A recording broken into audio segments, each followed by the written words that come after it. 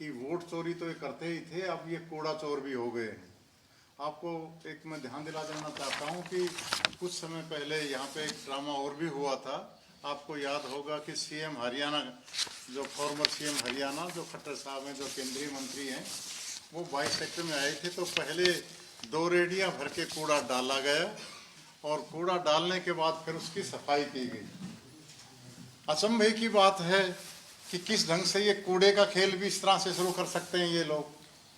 अब ये एक इतना बड़ा कांड ये है जिसमें एक कंपनी है जिसको आप कूड़ा सेग्रीगेशन करने के चार्जेस देते हो, रोजाना के चार्जेस देते हो, करोड़ों में रुपया पेमेंट उसको दी जा रही है, और वो सेग्रीगेशन की बजाय कूड़ा उठा के एक तरह से उसके कूड़ा चोरी करके दूसरे कहीं पे फेंक देना और सेग्रीगेशन चार्जेस ले लेना।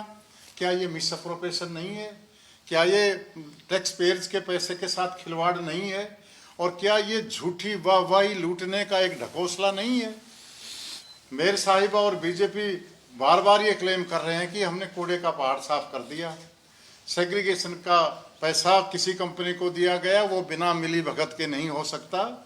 इतने डंपर जो हैं भरे जा रहे हैं, शायद उसमें कुछ डंपर एमसी के भी होंगे, उनके मुलाजिम भी साथ देखे गए हैं। तो ये एक इतना बड़ा एक घोटाला है और उसमें वाहवाही लूटी जा रही है कि जी हमने कूड़े का ढेर जो था ये साफ कर दिया और हम इसके लिए इनॉग्रेशन करेंगे। ऐसे ही झूठे वायदे, ऐसे ही ढकोसले करना बीजेपी की एक आदत बन गई है और ये एक बहुत बड़ा टैक्स पेयर्स के साथ एक धोखा है। टैक्स पेयर्स का पैसा किसी कॉरपोरेट्स को दिया जा रहा है बिना सेग्रीगेशन किए, और एनवायरनमेंट का जो नुकसान है वो तो डॉक्टर साहब ने आपको बताया ही है।